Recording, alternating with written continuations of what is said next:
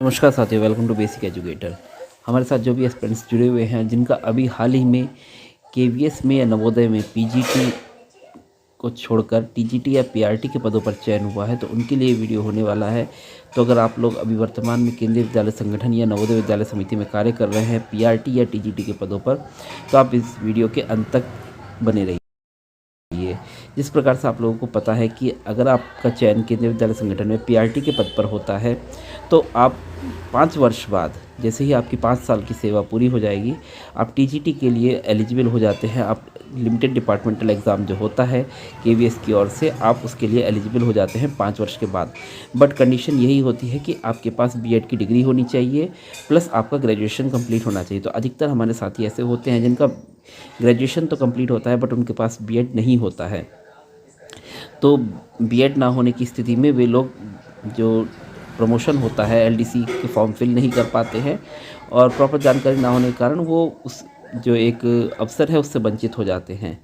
तो ऐसे साथी जिन्होंने डीएड किया हुआ है बट बीएड नहीं है और ग्रेजुएशन उनका कंप्लीट है, सब्जेक्ट कॉम्बिनेशन भी सही है, तो इग्नू की ओर से बीएड का एप्लीकेशन फॉर्म निकले हुए हैं। आप लोग बीएड के लिए अप्लाई कर सकते हैं।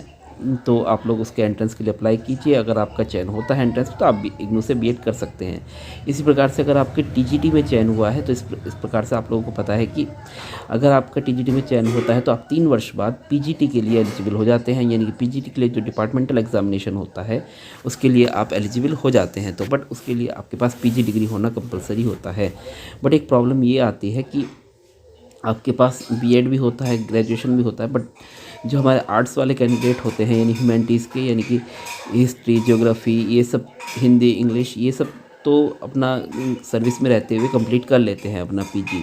कोई प्रॉब्लम नहीं आती है, कन्वेंशनल मोड से भी हो जाता है।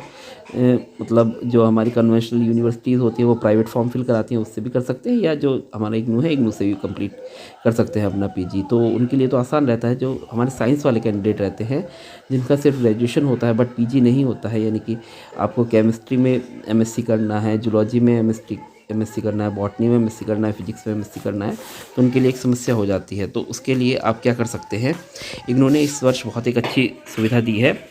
आपको इग्नू की वेबसाइट पर जाना होगा। इस समय जो है इग्नू की वेबसाइट पर 31 तारीख तक ऑनलाइन रजिस्ट्रेशन की सुविधा दी गई है। तो ऐसे साथी जिन्होंने एमएससी बीएससी किया हुआ है और केमिस्ट्री में आगे बढ़ना चाहते हैं, तो उनके लिए मास्टर ऑफ साइंस केमिस्ट्री का प्रोग्राम भी इग्नू ने शुरू कर दिया है।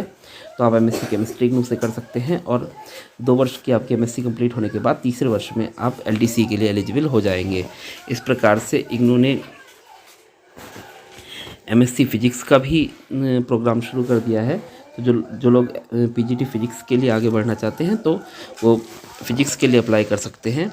इस प्रकार से आपका, जो लोग जूलॉजी में आगे बढ़ना चाहते हैं, यानी कि अभी जिनका साइंस में हुआ है और जूलॉजी और बॉटनी लास्ट ईयर में था, तो अगर वो पीजीटी बायोलॉजी के लिए अप्लाई करना चाहते हैं और जूलॉजी में आगे बढ़ना चाहते हैं, तो जूलॉजी के लिए अप्लाई कर सकते हैं, एमएससी जूलॉजी, या आगे आपका एमएससी बॉटनी के लिए भी अप्लाई कर सकते हैं।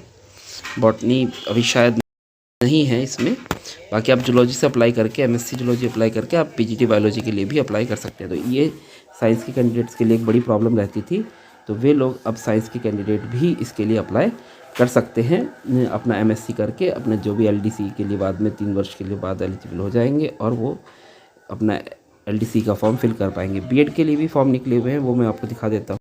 तो आप देख पा रहे हैं जिस प्रकार से स्क्रीन पर कि बीएड के लिए भी फॉर्म आ चुके हैं, और इसका जो एंट्रेंस है वो आपका 7 जनवरी में होगा। तो आप लोग ऑनलाइन एप्लीकेशन फॉर्म फिल कर दीजिए।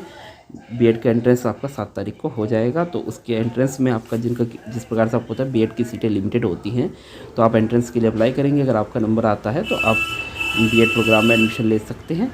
तो ये हमारे पीआरटी के कैंडिडेट्स के लिए है, जिन्होंने डीएड किया हुआ है, वो लोग ही पीआरटी में सेलेक्ट हुए हैं। तो वो लोग अपना बीएड करके आगे अपना भविष्य में 5 वर्ष बाद में जब पीजीटी के लिए एलिजिबल होंगे, टीजीटी के लिए, तो वो लोग अपना एलडीसी का फॉर्म फिल कर पाएंगे। और जो साथी हमारे टीजीटी में हुए हैं, इन्होंने एमएससी कंप्लीट, एमए वाले साथियों के लिए तो कोई प्रॉब्लम है ही नहीं, वो तो कन्वेंशनल यूनिवर्सिटी से प्राइवेट फॉर्म फिल करके भी कर सकते हैं अपना एमए कंप्लीट। बट एमएससी वाले साथियों के लिए प्रॉब्लम रहती थी, बट एमएससी वाले साथियों ने के लिए इस वर्ष एक बहुत अच्छी सुविधा इग्नू की तरफ से मिल गई है, और आप लोग इग्नू से अपना एमएससी कंप्लीट कर सकते हैं 2 वर्ष का, और फिर उसके बाद तीसरे वर्ष में आप एलडीसी के लिए अप्लाई कर पाएंगे। आप सभी का जो फॉर्म है वो आप लोग इग्नू की वेबसाइट पर जाकर अप्लाई कर सकते हैं। मैं फॉर्म का जो लिंक है वो आपको वीडियो के डिस्क्रिप्शन में दे दूंगा, और इससे संबंधित कोई भी समस्या होने पर आप मुझसे संपर्क कर सकते हैं, टेलीग्राम के माध्यम से संपर्क कर सकते हैं या कमेंट कर सकते हैं मुझे, और टेलीग्राम ग्रुप के माध्यम से जुड़कर भी अपना कंसर्न रख सकते हैं।